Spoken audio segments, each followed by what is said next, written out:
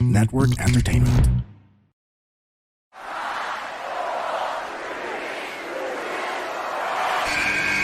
Who's ready for story time? What's going on? This is Xavier Woods, aka Austin Creed. Let me talk to you.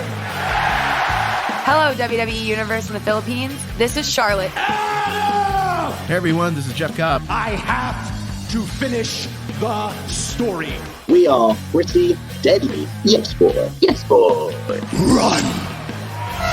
Bang! The sniper is shooting you down. This is TMDK's Robbie Eagles. Hey, this is the Cosmic Cactus, Paul London. Hello, my name is Ilya Dragunov, the Czar, the NXT champion, and you're listening to... And you're listening to... And you're listening... And you are listening... And you're listening to the Wrestling Podcast. The Wrestling Podcast. The Wrestling Podcast. The Wrestling Podcast. To the Wrestling Podcast. Yeah.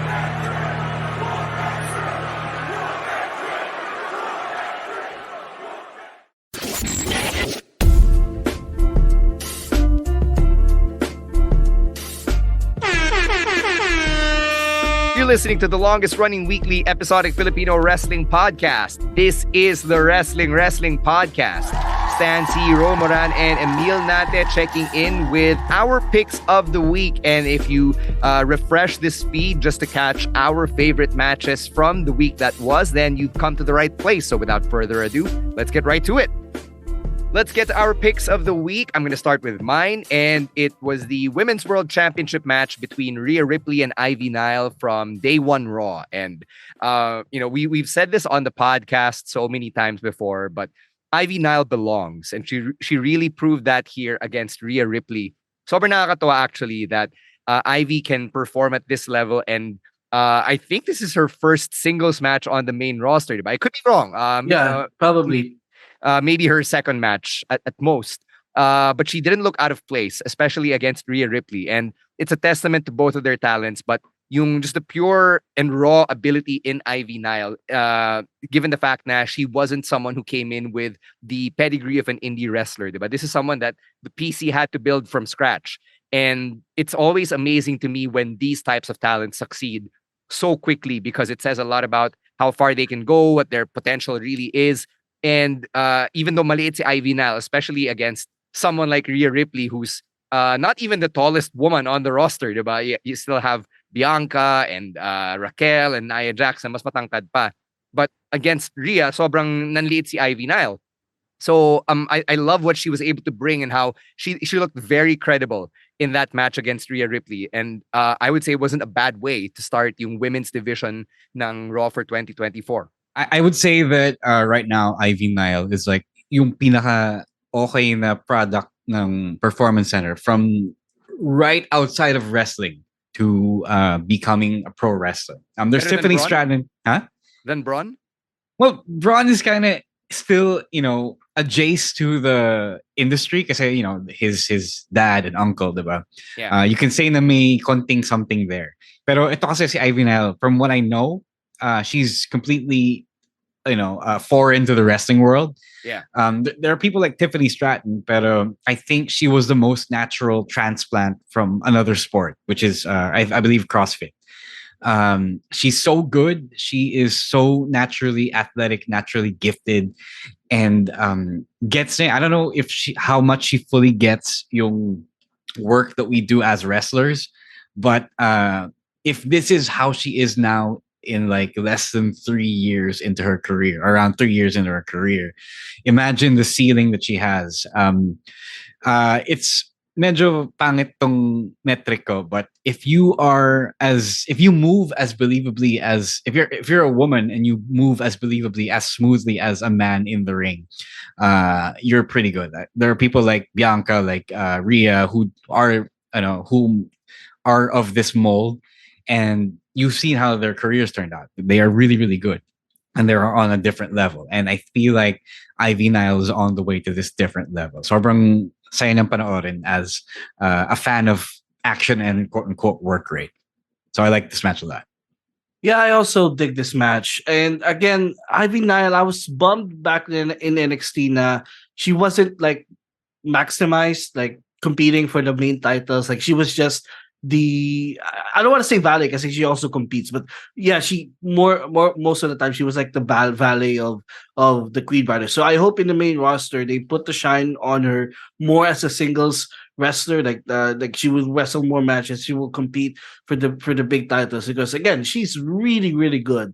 And I guess I just realized this when I was watching na siya talaga yung pinaka the best out of dun sa first batch nung 2.0 wrestlers na not wrestlers. They're like they were plucked out of the the other sports and put into wrestling. So she's really the best out of those bunch right now. So again, plus I really like the tall. Again, maybe I'll. This is correlated to my pick, but I really like the tall guy versus the tall person versus short person matches because it's definitely a clash of styles, and we saw that here with this one. So alam ko na yung favorite genre mo on the hub. Oh my god. Also worth saying na kasi yung sinabi ko kanina, this is a great matchup. Rhea and Ivy na. Kasi Rhea is super good in the ring as well. Moves naturally as well. Super athletic then. So this is one of those matchups that I would love for them to revisit when both are even more experienced, especially Ivy Nile. All right, let's get to our next pick, which is from Raw and also from Day 1 Raw. It was the World Heavyweight Championship match between Seth Rollins and Drew McIntyre. And sabi ni Rowan, he feels that whenever Seth puts his title on the line, he always delivers. And this was one of the few occasions that he thought Seth would lose and that Drew could finally finish his story. And I'm going to have to agree on that. I actually came into this match thinking na, Drew's going to have his moment in front of people. He's going to start the year as world champion. Nung nag-cash in T si Damian Priest, na-excite pa raw lalo si Rowan, and he thought na they would really pull the trigger on a title change, especially since New Year, diba? So New Year, new champ.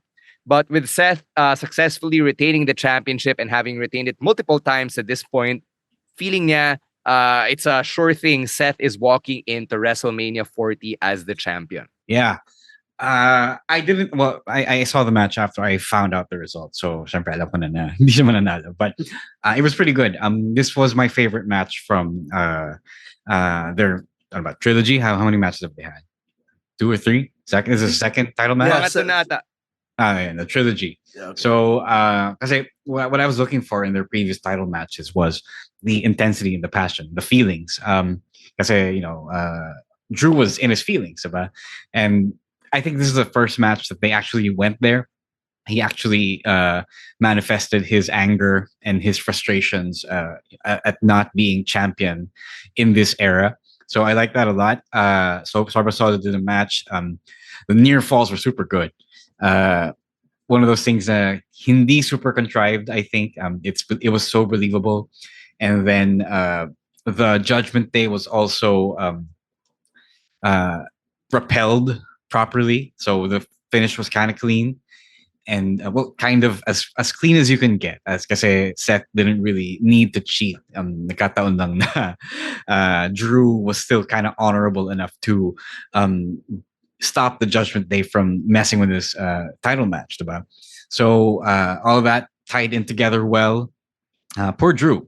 He really is getting more and more sympathetic as the chase goes on. So I don't know how that works. And dami na the build up na baby faces. People you want to see succeed, right?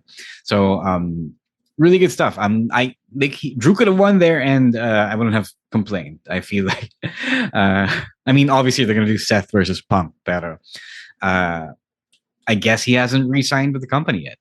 Yeah, and same thing. I really wanted Drew to win this match, and the match itself was really good, but I came away from it being bummed because I watched it actually live. So after that match, I was actually really bummed that Drew lost, and we're now at the point again where I'm asking myself, what's next for Drew McIntyre? Like, you build him up to this moment where we all thought he's gonna win the title, and then he did not win the title. So what now? And I think we're gonna talk about more of that on our live stream. But that's the one thing I came away after watching that match is poor Drew McIntyre. Like, what is next for him? All right, let's go to Dynamite naman for Chino and Emil's pick. Yeah, a very rare occurrence of two people sharing picks here. And so our pick goes out to Darby Allin versus Konosuke Takeshita from Dynamite last Thursday. And I'm gonna read Chino's thoughts first before I get to mine. So he was thoroughly surprised by the match, and he said dismissed the babyface coalition of Darby, Sting, Jericho, and Sammy versus Don Callis family as a placeholder feud. And Gene also said that Darby Allin continues to surprise him. The risk he's willing to take that he's only Darby Allin can do. And he also said that Takeshita is also crazy in a different way. He said the specific word here, balibagan, core by the very definition. And he said that the match might not be for everybody. They do some very unorthodox things. And if you want something different and entertaining, and dare he say mind messing, then this is maybe right up your alley. And I will agree. They were given around 10 to 30 minutes to cook, and they absolutely cooked. This wasn't even the main event. This was in the middle of the Dynamite card, the second hour. And I will agree, I was also surprised by how good the match was. And again, like I said earlier, this is a type of matchup that I really dig. It's a clash of styles between the hard hitter versus someone who flies a lot, and this was this hit that sweet spot for me. And a lot of brutal spots on this one. The when one of the spots that really made one of the spots here that I had a wild reaction was when Darby was diving to the outside of the ring and Takeshita hit him with the knee, and Darby sold it really well. Like, and again, all in all, nakalimutan ko for a while na I dislike the feud between the Darby and the Don Callis' family. Nakalimutan ko yun for a bit because of how good these two are. And it's kind of a bad thing that they're stuck in this feud where I think no one is benefiting from. And I really wish na. Also, I like that Don Callis didn't steal the spotlight away much by hogging the spotlight by being involved in the match. He was just there on commentary doing his thing. So they really let these two cook, because these two are two of the best that AEW has to offer. And this is I really really dig this match. Very early candidate for match of the year. Okay. To paraphrase Clark Kellogg, good wrestling absolves a lot of sins, and there are a lot of sins. Yeah. One is that the match nung World's End, yung 8-man tag, was really bad. It shouldn't have been on. It shouldn't have been on the card in the first place. I wish this was the match they had to represent this feud, diba? However, you got to get everyone on the card. And second is the Jericho controversy that's happening right now. So I feel like this was a way to divert from that a little bit. But he did get booed on Collision this week, or last week rather. So people don't forget. I think this was the right move if the intent was to jumpstart yung panibagong Takeshita push, or the push that should have happened last year until it got bogged down by all the other stuff that was happening around the Don Callis family, with Hobbs and Fletcher and Don Callis himself. So if not, I hope that this turns the switch on sa utak ni TK, diba? You got Takeshita, and then he's willing to kick ass. He's willing to fuck some people up. So let's just have him do that. I know there are a lot of people doing their thing, cooking and all around the AEW roster and the ROH roster. But this man, get him a championship match, have him be the international champion or whatever, have him be I don't know, even TNT champ, Triple Crown. Have him fuck with Eddie Kingston. Apparently the Triple Crown championship is not, a unified thing. So ang daming pwedeng gawin with Takeshita, and this performance was like another contract year outing for him. So at that point, there is the elephant in the room of what to do with this guy. Yeah. What do you do with Big Take or Big Pocket? Big Take. Yeah, ang nagustuhan ko dito is once in a while AEW will forget that yung thing that really made it pop is how they have these guys na hindi pa nagtatagpo in a ring, then you put them together and it's like a dream match that you never thought you wanted. Or like, especially if you're an internet fan, diba? And a matchup like Darby versus Takeshita is just that. I maybe, this might be a hot take. I may be in the minority here, but I am not a fan of AEW getting all of these random guys to show up for like one-offs or for yung mga two show run. Like kunwari, yung Andrew Everett na nasa Collision. Like I don't know who he is. Like why does this guy get to have TV time when there are so many other guys on the roster that don't get TV time? Right. So parang it's not that I don't want to give Andrew Everett, for lack of a better example, or any of these other wrestlers an opportunity or TV time. It's just that there's an entire roster there of guys who are on the bench. So if mas maayos na rotate, we can have more matchups like Darby versus Takeshita. I think the problem is just that Tony Khan doesn't actually know how to promote yung mga tao na bigla niyang ilalagay sa card. If they're not, if they're not already in a story, he's gonna pluck them out from wherever, from the indies, diba? Yeah. For example, like Brian Keith, diba? Yeah. So he doesn't really do a good job. That's why we had the whole Vikingo controversy from last year. They're always gonna default back to Google mo na lang siya. But it's not good promoting. It's not good marketing. A lot of people will defend it apparently, but it really isn't good promoting. It's hard to pin it on the wrestler because the wrestler is making money. They're trying to feed their families. Yeah. So it sucks that the wrestler kind of gets the blame, a little bit of the blame from TK's lack of savvy in that area. You know, kasi TK, I don't know. Like for me, you in my eyes, I think TK always assumes that the fan base know who the guys are. To an extent, yes, tama naman siya. But it's not a bad thing to tell people, to show the work. Exactly. Yeah. Like, don't always assume na alam ng viewers mo yung wrestlers. Like you always have to do your due diligence to at least, show up a vignette or show a video telling the people who this guy is. Mm-hmm. All right, let's finish out our picks with Rose. Yeah. To no one's surprise, it is from Wrestle Kingdom 18, the rubber match, if you will. Hindi naman rubber match, but the second match between Bryan Danielson and Kazuchika Okada. This one was a lot better than yung Forbidden Door match. Not just because nobody got injured in the middle of it, but also because the format of a Wrestle Kingdom show allows you to just go long and not mind everyone. Because, the NJPW isn't booking like 10 matches on the card. So, tapos the undercard matches lang, -1 lang. No, but the undercard matches also went fast. Short. Yeah. Really short. You won't see that a lot in AEW shows. So nagkataon it's a 5-hour show, yes, but deserved naman because it is the biggest show of the year, of their year.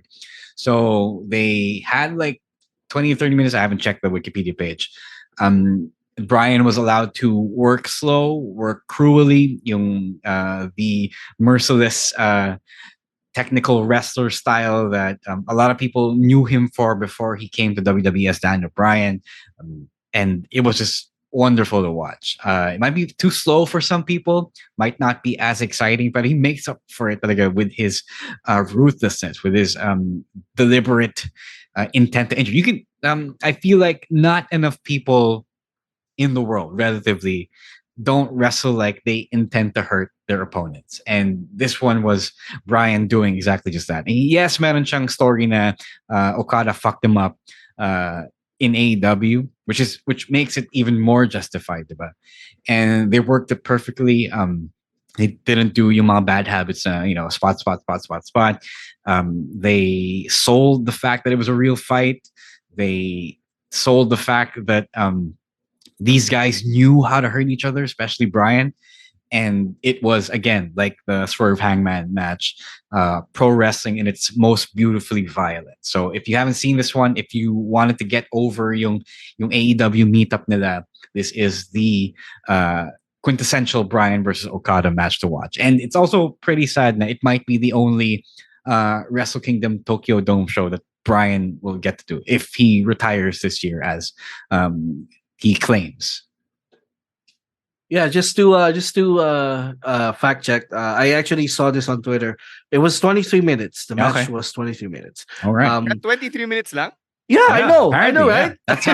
That's how smooth yung slow deliberate style. Like I said, you don't feel like they're taking up too much time. And whereas when you have like a rapid fire succession of spots, you feel like it does go pretty long.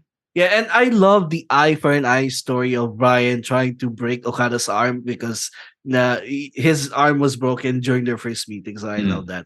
And the NJPW mas na magnify niya yung viciousness ni Bryan to a point where I actually ask you guys on the Discord, why did WWE did not allow this Bryan to appear on their programming before? Because I didn't know he could be this vicious and be this good. You know, again, it's the NJPW effect. Na magnify talaga yung pagiging yung pagiging American Dragon niya in that match, and I think that was probably one of the best works that Bryan ever did. Like, I would put it up there, like top 5. Yeah, sure. Top 5 matches of all time for Bryan Danielson. And there's a lot of really great Bryan Danielson matches over the years. So this speaks volumes to how good that match was. And again, it didn't need to be 30 minutes because one of the things that people are saying about Okada is when you watch an Okada match, expect it to be 30 minutes. But with this one, you didn't need 30 minutes to tell the entire story of the match and for people to love this match. And I absolutely applaud them for this. They made up for that Forbidden Door match with this one. So congrats to both of them. Yeah, just to add na lang something new to what Emil said. If you're, let's say, like you, Emil, na you're wondering where has this violent Bryan been? He's always been there, but dating back to his time in Ring of Honor when he was feuding with the likes of Nigel McGuinness and Takeshi Morishima, diba? He was already that Bryan Danielson. We're just getting to see him do this at a later stage in his career, but it's essentially the same guy who kicks people's fucking heads. Again, di ko naman nabutan yun. So this is basically... It's on YouTube. It's all on YouTube. Yeah. Okay. Yeah. ROH puts it up on YouTube. Kasi... Yeah, at the height of the lockdown, sino mga pinagpiestahan kong match? Because they uploaded it for free. Ano pala? Another answer to the question of where it's come from. It only happens really when you give Bryan at least 20 minutes to work. Because otherwise, he knows how to make it compact. Kasi he knows how to keep it short, and he'll turn up the speed. But if you give him that much time, he knows how to fill it as well. Feeling ko rin, malaki yung factor na iba yung pagka-draining ng WWE schedule compared to his current schedule. Yeah. Kasi I remember when Bryan was in WWE, that was Vincent Power. That's when they were doing house shows like 4 or 5 times a week. So if you expected Bryan to wrestle like that 300 days in a year, di mag-breakdown talaga yung katawan niya, which eventually nangyari, di ba? And even then, he was already wrestling a quote-unquote safer style. Yeah. So now that he's able to have a more limited ring schedule, mas kaya niya maging unbridled and unleashed. I guess that's the quickest way to explain that to fans like Emil who are just wondering where this Bryan Danielson has been all this time. So there, that's gonna put a bow on our Picks of the Week episode. And we hope you enjoyed yung ating usapan from whatever happened over the weekend to our Picks of the Week. And if you want to be part of the conversation, sobrang dali. You just have to reach out to us on Twitter or on TikTok. It is at Wrestling2XPod, right? That's where you can find us. And if you want to see us in person, we will be at Skinny Mike's BGC for the Royal Rumble viewing party on January 28th. That is a Sunday. Doors open at 8 a.m. Show starts at 9 a.m. Manila time. Just go and buy your tickets at tinyurl.com/rumble2024. Sobrang dali. 350 pesos yung early bird price. You get a free iced tea. 450 pesos when you walk in on the day itself. And we hope to see you there. Shout out, by the way, to all of our listeners who are still just finding us, discovering na meron palang wrestling podcast made by Filipinos for Filipino wrestling fans.